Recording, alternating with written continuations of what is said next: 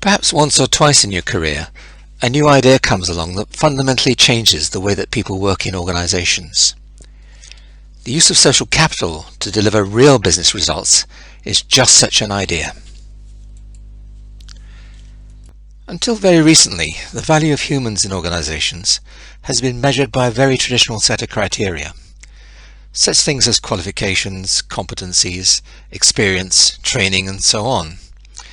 And above all, each individual's value to the organization has been based largely on where they sit in the formal hierarchy. But if we're being honest, we all know that many problems remain in even the best run organizations that use this traditional model.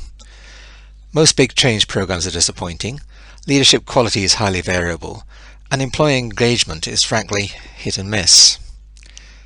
Something very important is missing, and the key missing ingredient is social capital.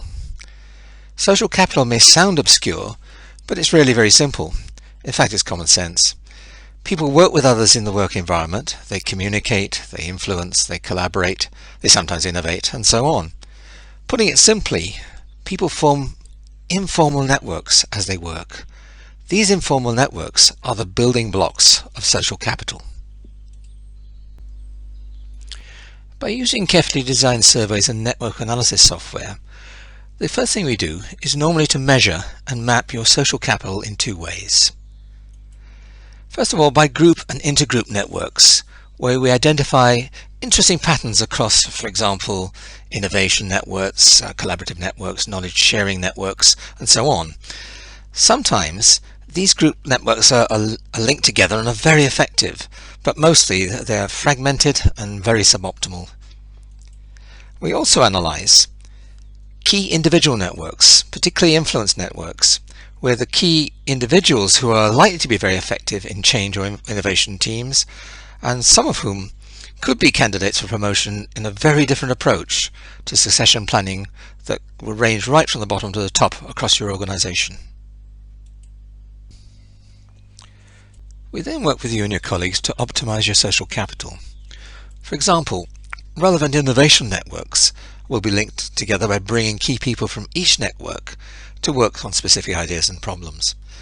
Similarly, we can guide you and your colleagues as knowledge sharing networks are expanded and as decision making networks are streamlined.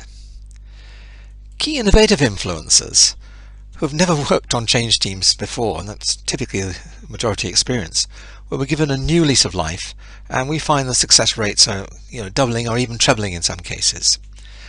And as parallel as this is all happening, we find that leadership increasingly is being realized through networks across the organization, not just through the formal hierarchy.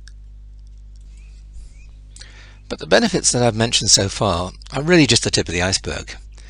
Every aspect of change that impacts on people across your organization can be significantly improved by a much improved understanding of this social capital. Everything from organizational transformation through collaboration across organizational boundaries to culture change can be transformed. The bottom line benefits are massive, but the really interesting outcome is that employee engagement and morale are almost universally significantly increased at the same time, and by a significant degree. And so if the idea of using social capital to achieve real practical business results appeals to you, please give us a call.